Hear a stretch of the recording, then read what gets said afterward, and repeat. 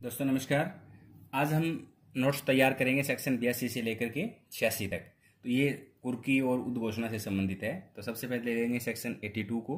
Section 82 कहती है फरार व्यक्ति के लिए उद्घोषणा, यानी कि यदि किसी न्यायालय को यह विश्वास करने का कारण है कि कोई व्यक्ति जिसके विरुद्ध उसने वारंट जारी किया है फरार हो गया है या अपने को छिपा रहा है जिससे वारंट तामील नहीं किया जा सकता, तो वह न्यायालय उद्घोषणा प्रकाशित कर सकता है जिसमें वह व्यक्ति निर्दिष्ट स्थान व समय पर हाजिर हो ऐसी अपेक्षा की जाएगी।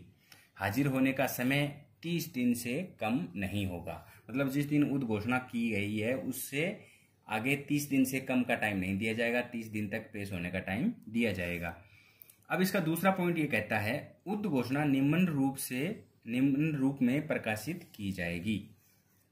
पहला पॉइंट है इसका, दूसरे का पहला, कि वह उस नगर या ग्राम के जिसमें ऐसा व्यक्ति मामूली तौर पर निवास करता है किसी सहजदर्शी स्थान पर सार्वजनिक रूप से पढ़ी जाएगी। दूसरा पॉइंट इसका कहता है कि एक कॉपी ऐसे स्थान पर चस्पा कर दी जाएगी। तीसरा है एक प्रति न्यायालय के सहजदर्शी स्थान पर लगाई जाएगी। चौथा है इसमें न्यायालय इसकी एक प्रति वहां के लोकल अखबार में प्रकाशित करवा सकता है। ये है इसकी प्रक्रिया। अब इसका तीसरा पॉइंट, ये दूसरे के 4 पॉइंट थे। तीसरा कहता है उद्घोषणा जारी करने वाले न्यायालय का लिखित कथन कि उपधारा 2 के अनुसार उद्घोषणा कर दी गई है इसका निश्चय के सबूत होगा। 2 के अनुसार उद्घोषणा कर दी, निश्चय के सबूत होगा। अब है इसका चौथा पॉइंट। इसका चौथा पॉइंट कहता है जब उपधारा 1 में की गई उद्घोषणा आईपीसी की सेक्शन 302 जैसे मर्डर वाली, 304 कल्पेबल होमिसाइड, सेक्शन 364, 367, 382 और 392 से लेकर के 400 ये लूट और डकैती वाली हैं, 402, 436, 449, 459, 460 के अधीन दंडनीय अपराध के अभियुक्त के संबंध में है और वह उद्घोषणा के बाद भी हाजिर नहीं होता है तो कोर्ट उसे पीओ घोषित कर सकती है। पीओ यानी कि प्रोक्लेम्ड ऑफेंडर, उद्घोषित अपराधी। इसका 5वां पॉइंट कहता है इस धारा पर उपधारा 2 व 3 के उपबंध लागू होंगे। अब है सेक्शन 83। सेक्शन 83 कहती है फरार व्यक्ति की संपत्ति की कुर्की। अब भी अगर व्यक्ति वो फरार है, नहीं आता है, तो फिर उसकी संपत्ति कुर्क की जाती है। कुर्क का प्रोसीजर है, पहला पॉइंट इसका कहता है सेक्शन 82 के अधीन उद्घोषणा करने वाला न्यायालय कारण लेखबद्ध करके उद्घोषणा जारी करने के पश्चात किसी भी समय उद्घोषित व्यक्ति की संपत्ति चाहे वह चल हो चाहे अचल हो को कुर्क करने का आदेश दे सकता है।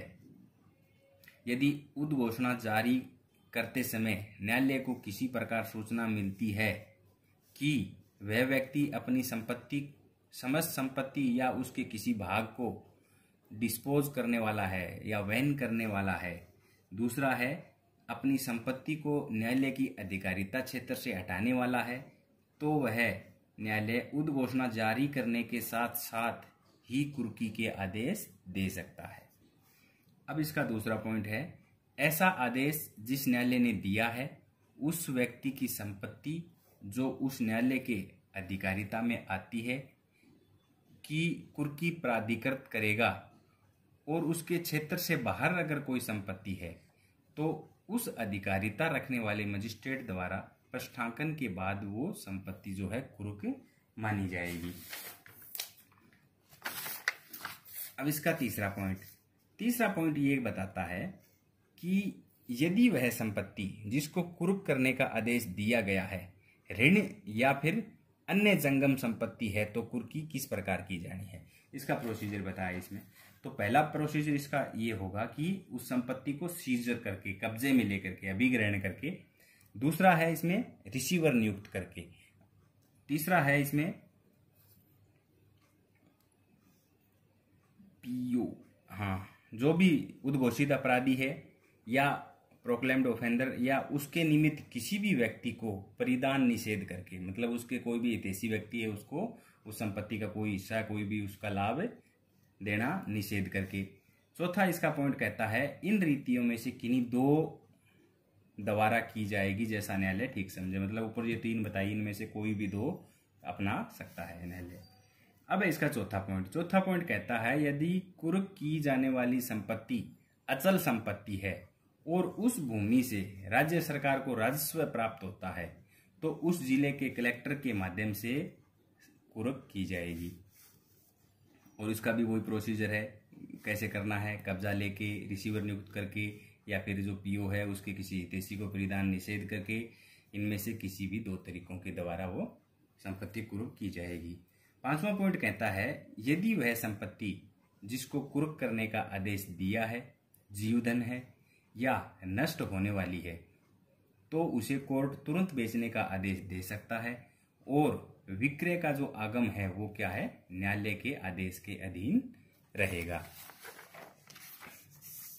इसका 6वां पॉइंट कहता है इस सेक्शन के अनुसार रिसीवर का कर्तव्य व अधिकार व दायित्व उसी प्रकार होंगे जो सीपीसी 1908 का 5 में बताया गया है। मतलब ये रिसीवर को क्या करना है, क्या नहीं करना है, इस बारे में ये सीपीसी में बताया गया, वही चीज इस पे लागू रहेगी।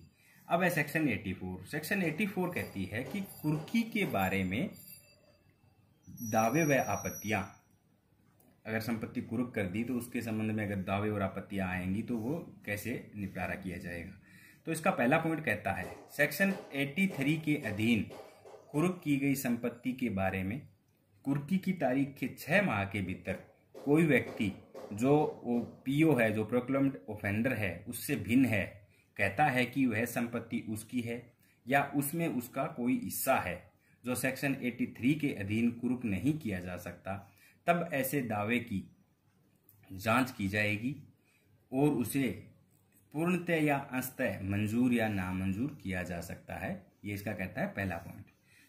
नोट इसमें यह बताया गया है कि यदि इस 6 माह की अवधि के दौरान दावा या आपत्ति करने वाला जो व्यक्ति है उसकी अगर मृत्यु हो जाती है तो इस धारा में उसका विधिक प्रतिनिधि उसे चालू रख सकता है, इस दावे को, इस दशा में। दूसरा पॉइंट इसका कहता है दावा या फिर आपत्ति उस जिले के मुख्य न्यायिक मजिस्ट्रेट के समक्ष किए जाएंगे जिस जिले के मजिस्ट्रेट द्वारा कुर्की के आदेश दिए हैं या फिर प्रश्नांकित किए, मतलब अगर अन्य अधिकारिता में था तो दूसरा मजिस्ट्रेट प्रश्नांकित करता है तो उसी के सीजेएम के समक्ष इसमें ये आपत्तियां की जाएगी।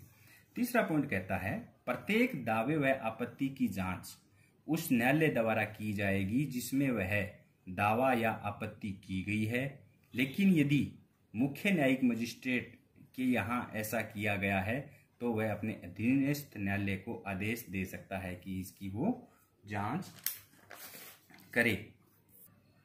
इसका चौथा पॉइंट कहता है जिस व्यक्ति के दावे या आपत्ति को उपधारा 1 के अधीन पूर्णतः या भागतः नामंजूर कर दिया गया है, ऐसे आदेश के 1 वर्ष के भीतर वह क्या है, दीवानी दावा कर सकता है, यानी कि सिविल जो सूट है वो कर सकता है तथा अपना अधिकार सिद्ध कर सकता है, लेकिन वह आदेश ऐसे वाद के लिए रिजल्ट के अधीन रहते हुए निश्चायक सबूत होगा। अब है सेक्शन 85। सेक्शन 85 कहती है कुर्क की गई संपत्ति को मुक्त करना, बेचना या वापस करना। तो इसमें पहला पॉइंट ये कहता है यदि फरार व्यक्ति घोषणा में दिए गए समय के अंदर हाजिर हो जाता है, पहली बात, तो न्यायालय संपत्ति को कुर्की से निर्मुक्त करने का आदेश दे देगा। यह है पहला इसका पॉइंट। दूसरा पॉइंट कहता है यदि फरार व्यक्ति दिए गए समय के अंदर हाजिर नहीं होता है तो राज्य सरकार उस संपत्ति को बेचने की हकदार होगी, लेकिन आदेश, मतलब जो कुर्की का आदेश हुआ उसके 6 माह से पूर्व ऐसा नहीं किया जाएगा। और यदि सेक्शन 84 के तहत कोई अगर दावा या फिर आपत्ति है तो उसके निपटारे से पूर्व उसको नहीं बेचा जाएगा। लेकिन यदि संपत्ति खराब होने वाली है और उसे बेचना उसके मालिक के लिए फायदा है तो न्यायालय जैसा ठीक समझे कर सकता है, उसे बेच भी सकता है। इसका तीसरा पॉइंट कहता है यदि कुर्की के 2 वर्ष के अंदर फरार व्यक्ति या तो अपने आप न्यायालय में पेश हो जाता है या पकड़ कर लाया जाता है और वह कोर्ट में यह साबित कर दे कि वह गिरफ्तारी से बचने के लिए नहीं छुपा था, बल्कि उसे उद्घोषणा के बारे में जानकारी नहीं थी, तो उसे संपत्ति लौटा दी जाएगी। या अगर संपत्ति बेच दी गई है तो उसका जो आगम प्राप्त हुआ था, लाने व ले जाने का खर्च काटकर उसे वापस कर दिया जाएगा। अब है सेक्शन 86। सेक्शन 86 कहती है कुर्क संपत्ति की वापसी के लिए आवेदन मंजूर न होने वाले आदेश के खिलाफ अपील। इसमें क्या है, अगर उस व्यक्ति ने अपील की और वो जो आवेदन किया कि मेरी संपत्ति रिटर्न हो जाए, उसके बाद कोर्ट ने उसे नामंजूर कर दिया, तो धारा 85 की उपधारा 3 में निर्दिष्ट कोई व्यक्ति जो संपत्ति या उसके विक्रय के आगमों के परिधान के इनकार से व्यथित है, तो वह ऐसे न्यायालय में अपील कर सकता है जिस न्यायालय में उस न्यायालय के दंडादेशों के खिलाफ अपील होती है। तो ये दोस्तों अपना चैप्टर सेक्शन 82 से लेकर 86 तक इतना ही है। धन्यवाद।